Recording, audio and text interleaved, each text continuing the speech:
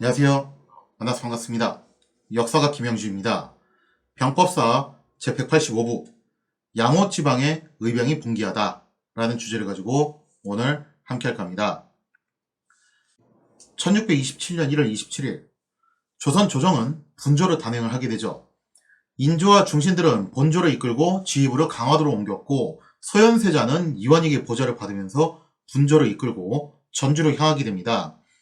물론 이제 수도 한양에는 유도 대장을 남겨가지고 나름 그래도 이제 방어를 해보려고 했는데 애초에 한양에 방어 병력이 그렇게 많이 있지도 않거니와 또 여기를 담당하신 분이 그다지 또 능력이 아주 썩 좋은 편도 아니라 가지고 결국 현재의 한양은 사실상 비어진 거나 다름없는 그런 상황이 되었죠.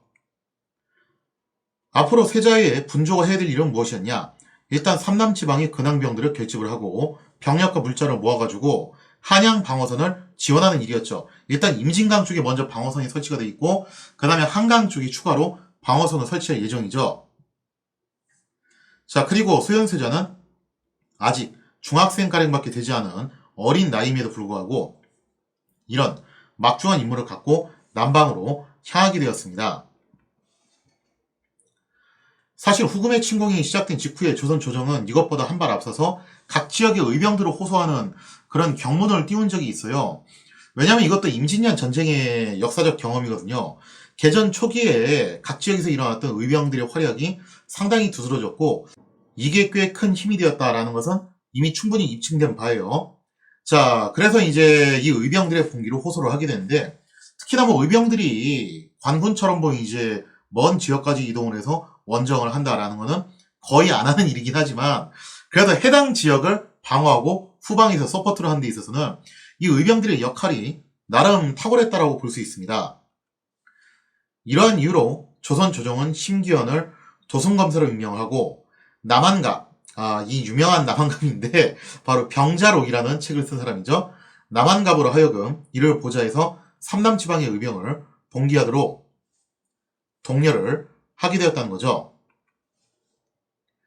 인조는 일단 교세는 뭐라고 발표를 하냐면은 자신의 부덕함으로 후금의 침공에 고전을 면치 못하는 상황이다. 그러니까 힘을 좀 빌려달라 하는 거죠. 현재 조정은 강화도로 옮겨서 항전을 지속할 것이고 세자가 분조를 이끌고 남방으로 내려갈 것이다. 그러니까 가치 있는 뜻 있는 선비들이 의병을 일으켜가지고 병마와 물자를 지원해달라라는 그런 이제 호소를 교지를 선포함으로써 하게 됐다는 거죠.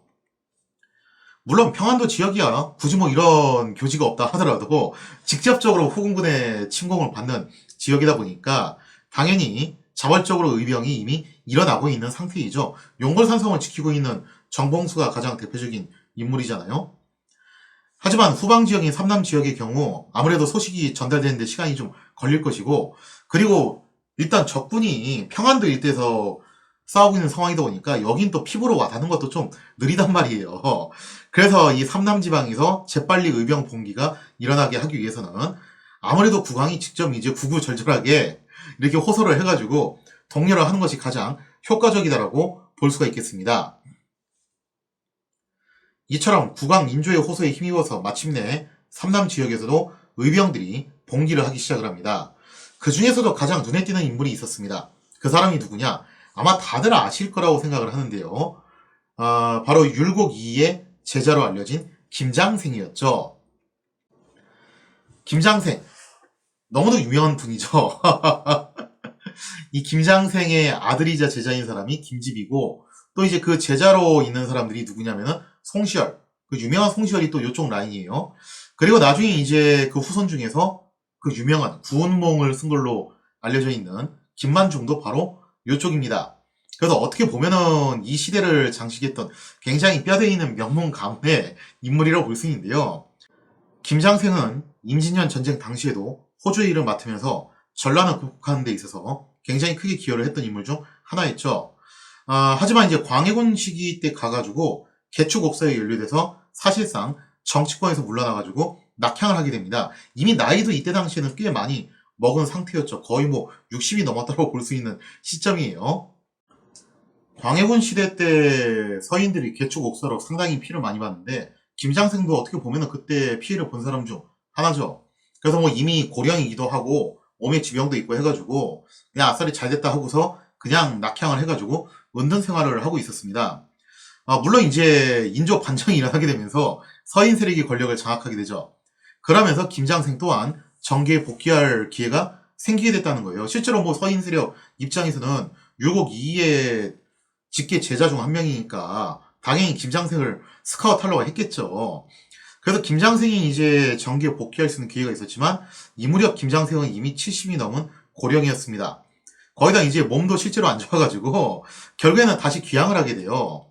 이렇게 해서 이제 낙향해서 말년을 여유롭게 그냥 보내는가 싶었는데 세상이 그를 가만히 내버려두질 않습니다. 얼마 안 지나가지고 인조가 이괄의 난을 맞이해서 공주까지 파천을 해놨다는 거죠. 그래서 김장생은 직접 공주로 달려가서 인조를 맞이를 하면서 이때 당시에도 또 나름 이제 도움을 주게 되었다는 거예요. 그러니까 나이가 이미 70이 넘은 고령이었음에도 불구하고 국가가 위기에 빠지자 자신의 몸을 돌보지 않고 분연히 몸을 일으키는 그런 유형의 인물이었다는 거죠. 자, 그리고 정매년 전쟁이 일어나서 소현세자가 분조를 이끌고서 전주로 내려오고 있다. 아직 전주까지 온 건 아니고 대략 이제 공주 정도로 내려오고 있었는데 이 소식을 듣자 김장생은 또다시 이때 나이가 79세였습니다. 이제 좀 있으면 거의 이제 8순이 되시는 분인데 그 79세의 노구를 이끌고서 김장생은 또다시 몸을 일으켜서 소현세자를 맞이하러 공주까지 나섰다는 거죠. 김장생은 직접 의병을 조직해서 소현세자를 호위하기 위해서 먼저 공주로 올라가게 돼요. 그리고 호남 지역에서도 끊임없이 의병을 모집해서 후방의 예비 전력을 확보하기 위해서 노력을 했다라는 거죠. 이처럼 김장생은 고령임에도 불구하고 또 더군다나 몸에 병도 있었습니다. 하지만 그 사실을 숨긴 채 국난 극복에 앞장을 섰다는 거예요. 자, 그래서 이제 조선 조정은 김장생을 양호 호소사로 임명을 해가지고 삼남 지방에서 근황병을 모집하는 총책을 맡기게 되는데요. 이거는 전쟁이 뭐 이제 끝나갈 무렵에 김장생이 인조를 직접 아련을 하고서 한 이야기예요. 양호 호소사 김장생을 임견하였다. 상이 이르기를 경은 나이가 많은데도 불구하고 국사에 마음을 다하고 있으니 내가 매우 가상하게 여긴다 하니 김장생이 답하기를 국사가 한참 유급했던 날에는 감히 병들었다고 말을 하지 못하였습니다마는 이제는 저기 형세가 조금 누그러졌으니 어찌 구차하게 직명을 띠고 있겠습니까? 했다. 참 사람이 대단한 게 뭐냐면은 분명 나이도 먹을 만큼 먹었고 몸도 안 좋았을 거예요. 그럼에도 불구하고 국가가 위기에 빠지자 주저없이 의병을 일으켰다는 거죠. 그러니까 이런 노구가 사실 그렇잖아요. 직접 전쟁터 나가서 뭐 칼을 휘두르고 싸우는 것까지는 아니다 하더라도 갑옷을 입고 병영 생활을 하는 것만으로도 본인한테 엄청난 고역이었을 거예요, 그게. 그럼에도 불구하고 주저하지 않고 바로 의병을 결성을 했다라는 겁니다. 그리고 이제 슬슬 전쟁이 끝나가는 시점이 오니까 더 이상 이제 직책을 갖지 않고 자신은 원래 있던 초야로 돌아가겠습니다. 그러니까 어떻게 보면은 그런 부와 권력 이런 것을 별로 원하지 않는 모습이에요. 굉장히 그런 거에 대해서 초연한 모습이죠. 하지만 그러면서도 나라가 위기에 처하게 되면은 언제든지 몸을 일으킨다라는 것이 김장생의 신조였다는 거죠. 그래서 이런 점을 놓고 봤을 때 결국 이쪽 계열로 나온 게 송시열이잖아요. 송시열이 왜 나중에 북벌에 대한 이론의 대가가 되는가라는 점을 생각해 봤을 때 단순히 뭐 송시열이 앞뒤가 꽉 막히고 융통성이 없는 사대주의자라서 꼭 그런 것 때문만이 아니라 그의 스승격이라고 할 수 있는 김장생이 이런 유형의 인물이었고 그 뒤로 나왔던 김지, 송시열도 결국 이런 정신을 이어받았기 때문에 아마 이제 송시열도 그런 점들을 생각해가지고 그렇게 행동을 했던 게 아닌가. 우리가 그런 점들을 갖다가 나름 추론을 해볼 수 있다. 이렇게 볼 수 있겠죠. 소현세자와 김장생의 헌신적인 노력으로 분조는 삼남지방에서 착실히 제 역할을 해나가기 시작합니다. 그리고 여기는 조커가 하나 있죠. 그게 누구냐면은 바로 이완익이에요. 정말 이완익이야말로 산전수전 다 겪은 베테랑 오브 베테랑이잖아요. 그래서 이미 임진왜란때도 야전 생활 정말 많이 하신 분인데 지금 정명호란을 맞이해서도 여기서도 이제 또 분조에서 굉장히 중요한 역할을 하고 있었죠. 특히 충청도와 전라도를 중심으로 그래서 이거를 합쳐가지고 호서, 호남, 양호 지방이라고 합니다. 그래서 이 양호 지방을 중심으로 의병들이 결집이 되었고 이들은 물자를 수집하고 운송하는 역할을 주로 맡게 되었다는 겁니다. 물론 이 양호지방에 결집된 의병들은 아직 그 수가 많지도 않았고 또 대개 사실 그렇잖아요. 훈련받지 못한 농민들이 많을 수밖에 없었죠. 그래서 정면으로 후금군과 맞선다라기에는 역부족인 그런 상태였죠. 실제로 양호지방에서 모집된 의병들이 최전선으로 가가지고 후금하고 진짜 전면전을 벌였다. 그런 건 아니었습니다. 하지만 적어도 이들 양호지방의 의병들은 후방 지원 역할을 충실히 해내고 있었고 이것은 조선군이 임진강과 한강 일대의 방어선을 구축하는 데 있어서 나름 큰 도움이 되었다는 거예요. 그러니까 임진왜란도 그렇고 정묘호란도 그렇고 나중에 병자호란도 마찬가지지만 결국 최전선에서 전선을 구축하고 적하고 맞서 싸우면서 적군을 몰아내는 역할은 누가 해야 되는 거냐면은 그거는 관군이 해야 돼요. 그래서 우리가 관군의 역할을 갖다 절대 무시를 하면 안 돼요. 그래서 예전에는 교과서적인 통설에서 좀 뉘앙스가 그렇게 났잖아요. 마치 의병의 힘만 가지고서 국난을 극복한 것처럼 너무 의병을 조명하다 보면은 좀 그런 잘못된 착각을 불러일으킬 수가 있는데 의병이 중요하지 않다는 게 아닙니다. 의병 분명히 중요하고 굉장히 중요한 역할들을 맡아준 것이 맞습니다. 그래서 그런 점들 기여도를 잊어서는 안 되지만 하지만 어쨌든 간에 메인 센터는 결국에는 누가 할 수밖에 없다. 관군이 할 수밖에 없고 그 관군의 역할 또한 우리가 눈여겨볼 필요가 있다라는 거죠.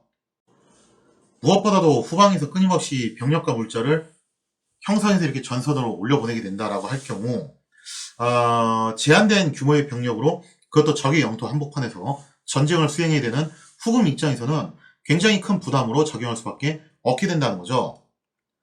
실제로 당시 후금의 전황은 그다지 썩 좋지 못하게 흘러가고 있는 중이었어요. 후금군이 개전 이후에 줄곧 연승 행진을 이어오고 있었지만 용골산성에서 좀 지지부진한 거 빼고는 나머지는 다 그냥 순조롭게 연승 행진을 이어오고 있었잖아요. 근데 아직까지도 막상 전략 목표인 조선의 수도 한양 근처까지 오지 못한 상태예요. 임진강 너머에 있다는 거죠. 게다가 후금군이 의주에서부터 황해도 평산 일대까지 오는 동안에 나름의 전력 손실도 있었죠. 특히 안주성 전투에서는 굉장히 치열한 접전이 일어나고 있었죠. 그래서 여기서도 이번 전력 손실도 적지 않았을 것이고 무엇보다도 아무리 이제 하이패스 깔듯이 내려왔다 하더라도 중간중간에 약간의 수비병을 남겨야 된다는 거예요. 그래야지 퇴로도 확보할 수 있고 뭐 정찰도 해야 되고 특히나 아직 이제 평안도 일대에는 함락시키지 못한 구역도 있는데다가 의병들이 여기저기서 유격전을 산기하고 있기 때문에 여기에 대한 견제도 필요하다는 거죠. 무엇보다도 용골산성, 그 다음에 가도의 몸령, 여기 일대에 수비병을 남겨야 되는 것도 당연히 부담이에요. 그래야 되다 보니까 처음에 이제 후금이 이끌고 왔던 병력은 3만여 명이었지만 계속 조금씩 병력을 남기고 또 중간에 이제 교전을 통해서 줄어드는 숫자까지 감안을 해보면은 실제로 한양을 공략할 수 있는 가용 병력은 턱없이 부족하다고 볼 수가 있습니다. 무엇보다도 이제 용골산성의 경우 여전히 저항을 지속하고 있기 때문에 여기에 대해서 신경이 좀 쓰일 수밖에 없고 그리고 또 이제 가도의 원문용 당장 큰 움직임이 없긴 하죠. 하지만 여기도 여간 신경이 쓰이는 존재가 아닐 수 없다라는 겁니다. 그리고 또 중요한 게 한 가지 더 있는데요. 이건 전 시간에도 한번 언급을 드렸는데 조선군이 능안산성, 안주가 함락됐을 때 그 다음에 또 이제 초창기에 의주하고 창성진 일대가 함락됐을 때 그때 입은 피해를 제외하면은 다 이게 수비병들이 이제 여기서 피해를 입은 건데 막상 이제 조선의 진짜 핵심 전력 중앙부는 아직까지는 이렇다 할 결정타를 입지 않았다는 거죠. 그리고 평안도 황해도 일대의 병력이 방어선을 포기하고 와야 된 건 참 문제가 있긴 있었는데 그거는 좀 작전상 심각한 미스가 된 게 맞죠. 하지만 어쨌든 여기는 병력도 현재는 잔존해 있는 그런 상태라는 거예요. 그래서 만약에 이 잔존해 있는 병력들이 다시금 조선의 중앙군하고 합류를 해가지고 임진강하고 한강을 중심으로 새로운 방어선을 형성을 한다라고 할 경우에 이거 후금 입장에서는 굉장히 골치 아파지는 상황이 될 수밖에 없다라는 거예요. 그런데 여기에 더해서 남방에서 끊임없이 병력과 물자가 보급을 해주고 있다. 그러면은 이거는 적군은 계속해서 끊임없이 규모가 늘어나고 방어선이 두터워진다는 이야기인데 이런 상황에서 후금이 과연 수도 한양을 함락시키는 것이 가능할 것이냐. 좀 이게 답답해지는 거죠. 애초에 후금의 작전은 뭐였냐면 속전속결로 단번에 조선의 수도 한양을 점령한다라는 계획이었습니다. 그러니까 어떻게 보면 이것도 속전속결이 맞기는 맞는 건데 그러니까 개전하고 난 다음에 불과 한 달도 안 돼가지고 현재 임진강 근처까지 왔잖아요. 그거는 대단한 진격 속도가 맞기는 하죠. 근데 이게 후금이 계획했던 속도는 아니었던 것 같아요. 제가 볼 때는. 왜냐면은 후금이 뭐 이제 명하고 전쟁을 한다라고 하면은 그 만주 벌판 이 일대에서는 뭐 하루에 뭐 100km도 전진하는 게 가능하겠죠. 그런 벌판에서는. 그런데 자기들이 살고 있었던 그런 이제 흥경노선 근처와 같은 그런 형태의 지역. 한반도 지형이 그런 지형이잖아요. 산 하나 나오면 하천 나오고 하천 건너면 다시 또 산 나오고 길도 되게 좁고 갈 수 있는 진구 루트가 거기서 거기에요. 거기다가 그런 진구 루트에는 반드시 요새들이 존재를 한다는 거죠. 그래서 빨리 간다고 빨리 갔는데 생각보다 진도가 그렇게 빠르게 나가지는 못했다라는 거죠.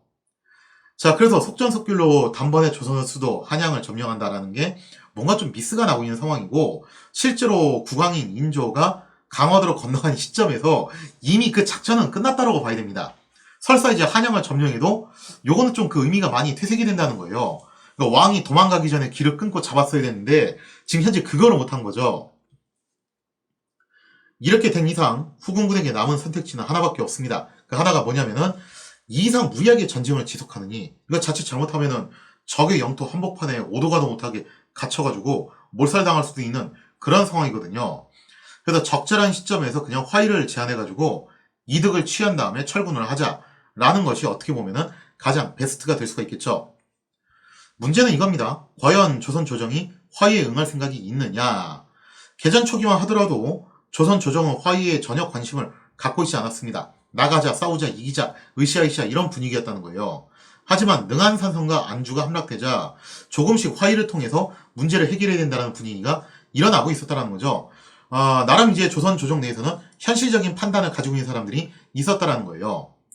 이처럼 양자의 이해가 일치하게 되면서 이제 전장은 야전에서 어느 쪽으로 옮겨가게 되냐면은 외교전으로 옮겨가게 된다라고 볼 수가 있겠죠.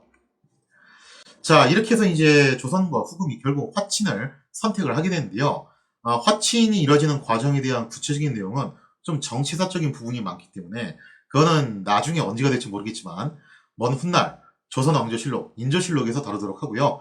저희 병법사에서는 이 화친의 결말 부분을 중심으로 다음 시간에 다루도록 하겠습니다.